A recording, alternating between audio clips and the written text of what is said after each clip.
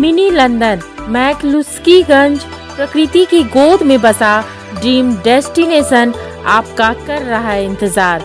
आइए अपने यादगार लम्हों को बिताइए ड्रीम डेस्टिनेशन में। राजधानी रांची से महज 50 किलोमीटर दूर आपका अपना ड्रीम डेस्टिनेशन। आज विपक्षी दलों की बैठक आज से 2 दिनों तक बेंगलुरु में होगी, जिसमें 23 विपक्षी विरोधी राजनीतिक दल शामिल होंगे। 2 दिनों तक बीजेपी को हराने के लिए विपक्षी दलों की ओर से रणनीति बनाई जाएगी। 23 मई 2018 कर्नाटक में जेडीएस कांग्रेस की साझा सरकार के शपथ ग्रहण का मंच सजा था। मंच पर विपक्ष के तमाम दिग्गज मौजूद थे। चंद महीने बाद होने वाले लोकसभा चुनाव से पहले विपक्षी एकता की इस तस्वीर ने राजनीति में बड़ी हलचल पैदा की थी। 20 मई 2023 सूबा वही कर्नाटक, इस बार सरकार सिर्फ कांग्रेस की बनी।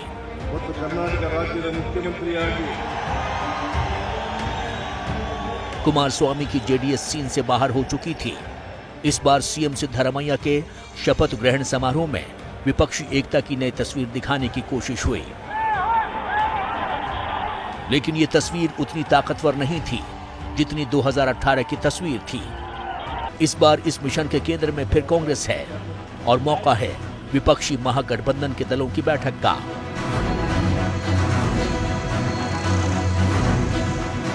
बेंगलुरु में होने वाली विपक्ष के इस महाजुटान का ऐलान तो पटना में 23 मई को हुई बैठक के बाद ही हो गया था।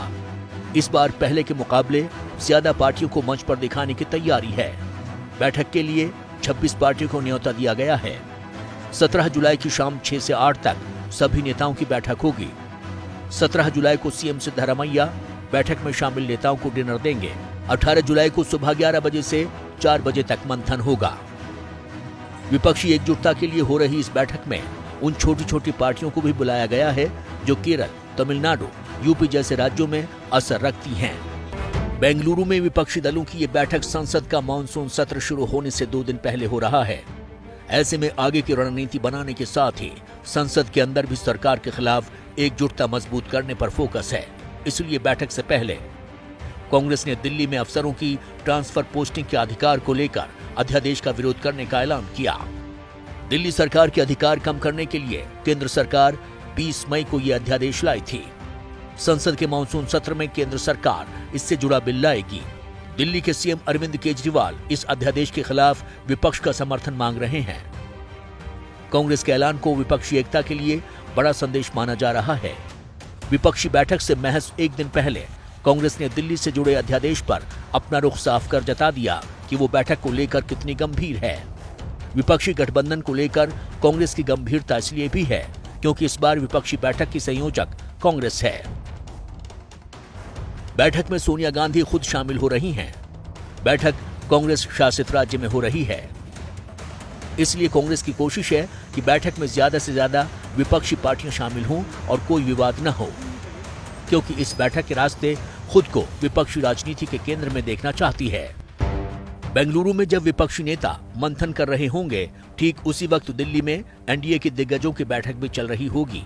ऐसे में विपक्षी नेताओं की कोशिश है कि इस बार की बैठक में कोई पुख्ता नतीजे तक पहुंचा जाए। चर्चा है कि विपक्षी दिग्गजों की बैठक में राज्यों में सीट शेयरिंग पर बातचीत हो सकती है। अलग अलग राज्यों की अलग अलग रणनीति पर बात होगी। कॉमन मिनिमम प्रोग्राम पर बात हो सकती है। गठबंधन के नाम का औपचारिक ऐलान हो सकता है। गठबंधन के संयोजक के नाम की घोषणा हो सकती है।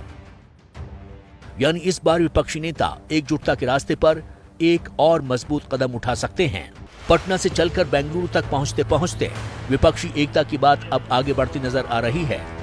विपक्षी दिग्गजों की कोशिश है कि जब बेंगलुरु में बैठक खत्म हो तो उनके पास कहने और दिखाने के लिए कोई ठोस बात हो। जब टूटती है आस, जब थकती है सांस, जब रूठते हैं अपने, मुंह मोड़ता है जमाना, जब अंगड़ाई लेता है संकल्प, फिर बनती है कहानी, बनते हैं अनमिट निशान। देखिए मेरे साथ संघर्ष की दास्तान।